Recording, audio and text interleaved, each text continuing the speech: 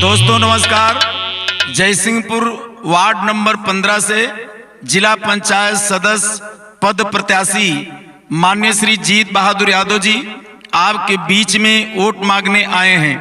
आप सभी माता बहन पिता भाई सबसे विनती करता हूं कि अपना एक एक वोट दे करके इनको भारी मतों से विजयी बनाइए। दोस्तों बहुत बहुत धन्यवाद।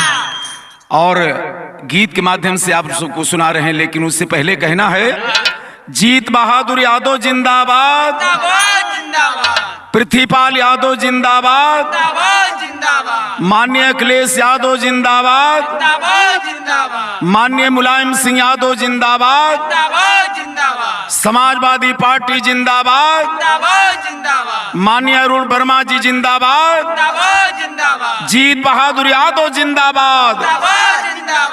अब गीत के माध्यम से आप लोग सुनिएगा, प्रचार प्रसार के लिए कहना है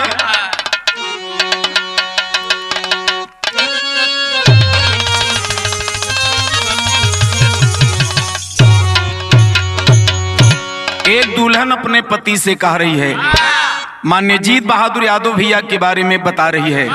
क्या कहते हैं बाबूजी? देखें कजली के भाव मिलत बा। कहना बा कि जिला पंचायत में यादव जी हैं आवा पिया, या नहीं का जितावा पिया ना।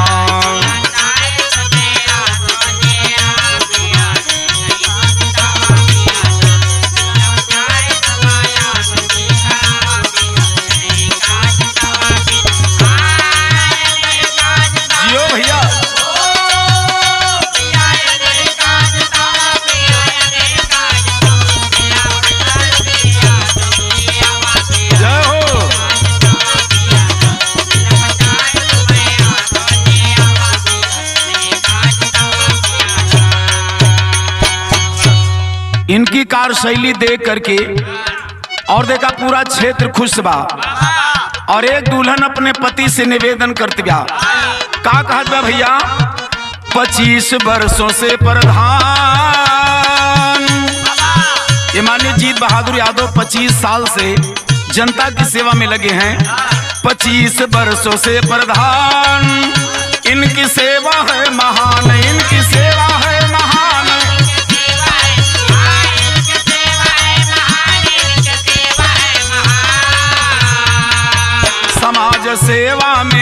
समाज सेवा में जिंदगी बितावा पिया, या नहीं का जितावा पिया। समाज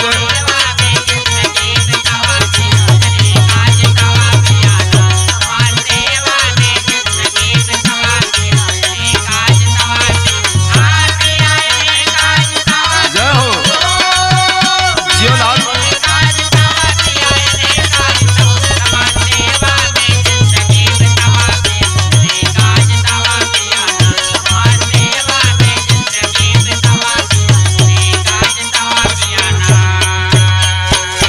हमारे माननीय श्री जीत बहादुर यादव हर समाज को लेकर साथ में चलते हैं। कहना बा हिंदू मुस्लिम एकता के प्रतीक, हिंदू मुस्लिम एकता के प्रतीक, इनकी जनसेवा सटीक, इनकी जनसेवा सटीक।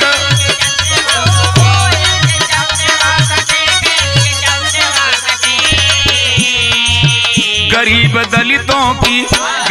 दलितों की सेवा अपनावा पिया, या नहीं का जितावा पिया। गरीब दलितों की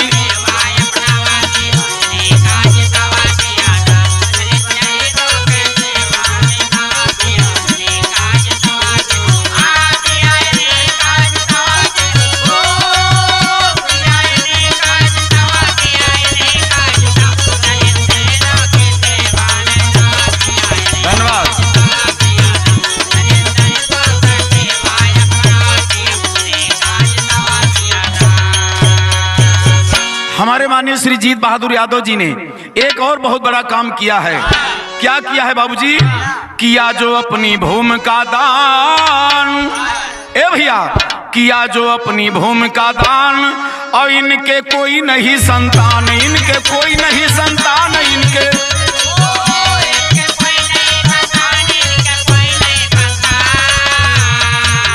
अपनी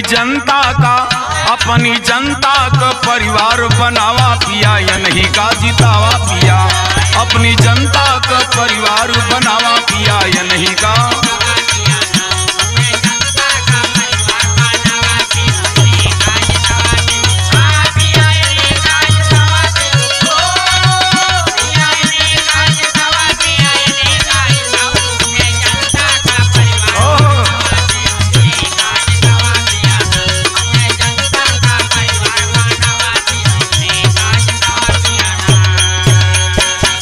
रोशन किया बाप का नाम, ए भैया रोशन किया बाप का नाम, और शिक्षा में बढ़ेगा सम्मान, शिक्षा में बढ़ेगा सम्मान।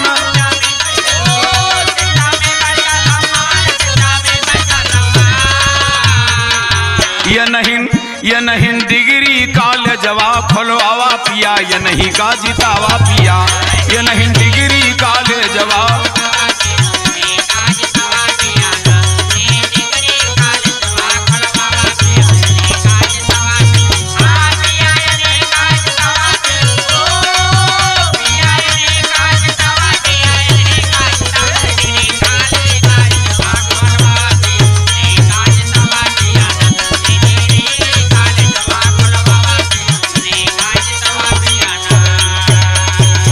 बहुत अच्छा काम किए माननीय जीत बहादुर यादव। क्या किए भैया? रामबरन डिग्री कॉलेज खोलवावा, ए भैया रामबरन डिग्री कॉलेज खोलवावा, और प्रबंधक अजय सिंह को बनावा प्रबंधक।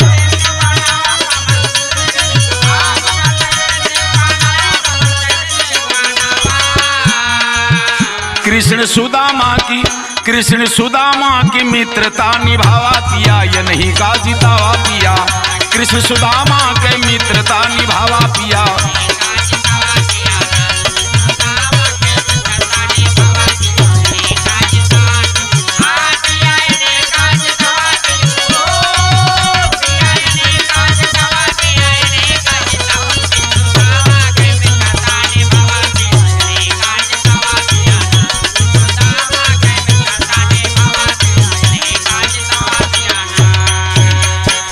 एक बात और का बात है भैया, नाउ धोबियो कहार, सब जात को लेके साथ में चलते हैं।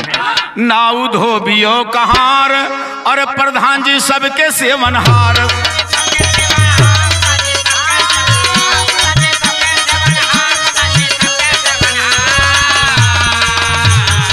निषाद भाइयों संग जीवन बितावा पिया, ये नहीं का अपनावा पिया, निषाद भाइयों के।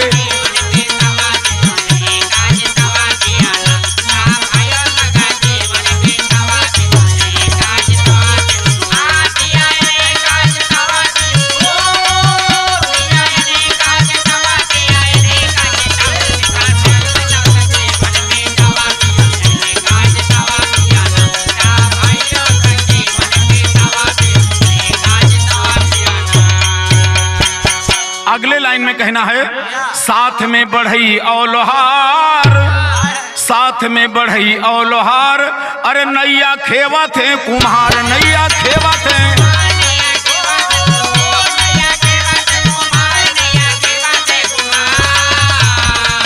अपने वर्मा जी को कोटेदार बनावा पिया, या नहीं का जितावा पिया, अपने वर्मा जी को।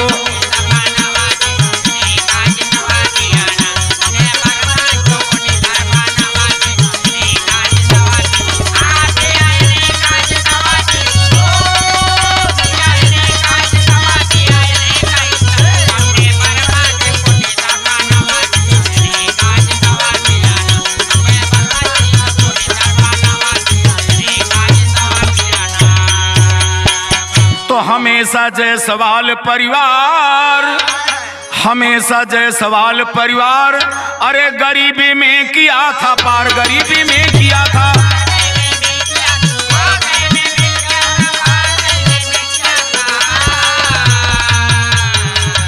इन्हीं की देन है, इन्हीं की देन है जो आपके बीच आवा पिया, ये नहीं का जितावा पिया, इनकी देन है जो।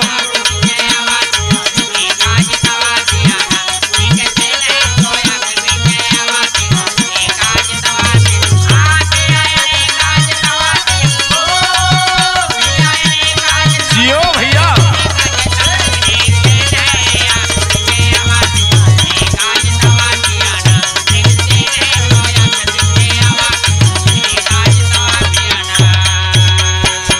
मौर्य पिता के दोस्त हमारे सबके द्वार पर और बड़े ढंग से जाकर के अपन दिशा निर्देश देते हैं, और मौर्य समाज से इनके खानदान से बड़ी दोस्ती रही। मौर्य पिता के दोस्त हमारे, अरे हमेशा आते थे वह द्वारे, हमेशा आते थे वह।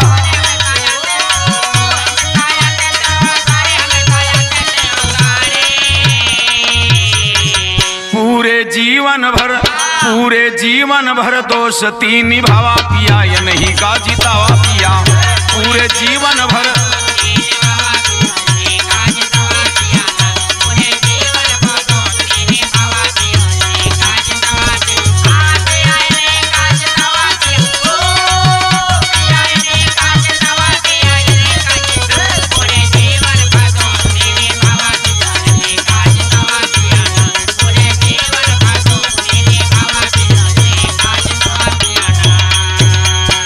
तो पंडित गुरुजन रहे हमारे, और आशीर्वाद मिला बहुत सारे, आशीर्वाद मिला बहुत।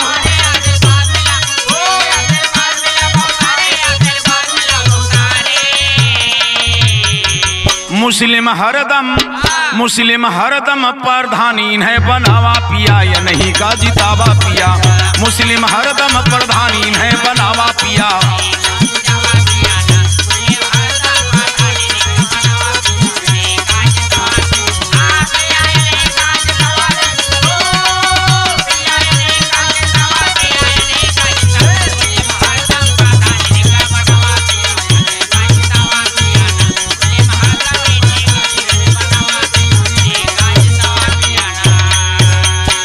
तो जातवाद का मिटावा, इनका कहना बा कि जातवाद का मिटावा, हरे गुप्ता पाल का अपनावा, गुप्ता पाल का अपनावा।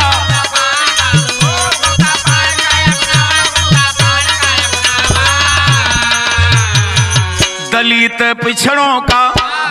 पिछड़ों को गले से लगावा पिया, ये नहीं का अपनावा पिया, दलित पिछड़ों।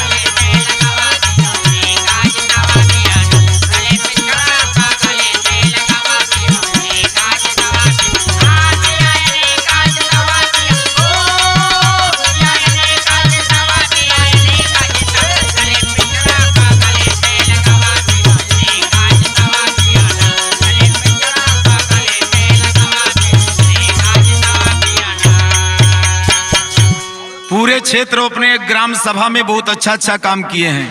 क्या किए हैं भैया? स्कूल कॉलेज खोलवावा और सड़क पक्की बनवावा, सड़क पक्की बना।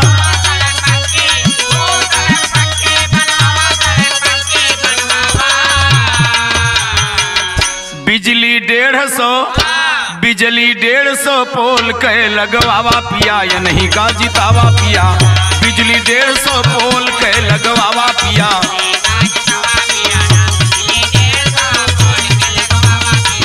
जियो लाल।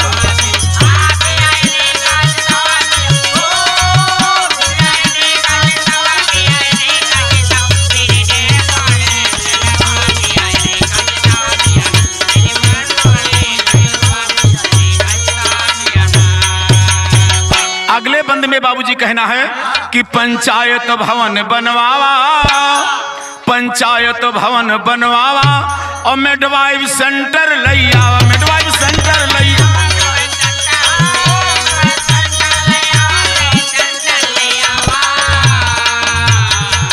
आंगनबाड़ी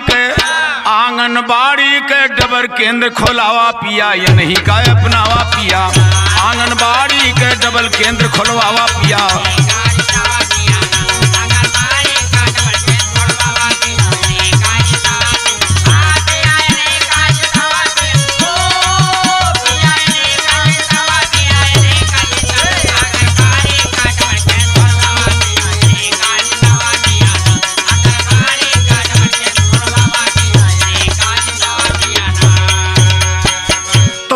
मॉडल शौचालय बनवावा और 4 विद्यालय काया कल्प करावा। ए भैया मॉडल शौचालय बनवावा और 4 विद्यालय के अरे काया कल्प करावा। वृद्धा विधवन के पेंशन दिलवावा पिया, ये नहीं का जितावा पिया। वृद्धा विधवन के पेंशन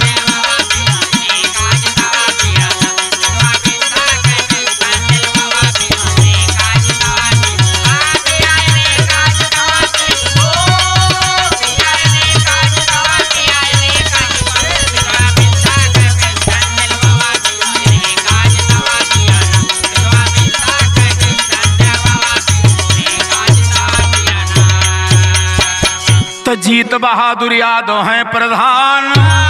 ए भैया जीत बहादुर यादव हैं प्रधान। अरे गावा बिभारपुर महान, गावा बिभारपुर महान, गावा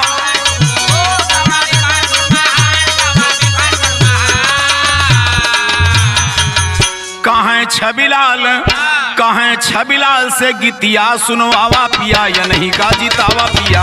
कहें छबिलाल से गीतिया सुनवावा पिया।